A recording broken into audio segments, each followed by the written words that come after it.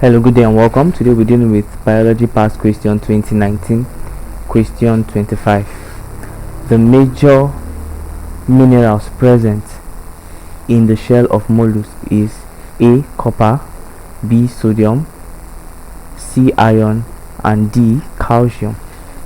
So now, what are mollusks?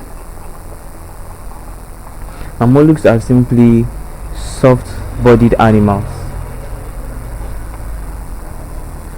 Now, these soft-bodied animals are mostly found in aquatic habitats. And when I say aquatic habitats, I'm referring to water. So they are found in moist places and water-inclined habitats. Now, due to their soft bodies, they need a kind of a shell. Now, this shell helps to protect them. The shell protects them.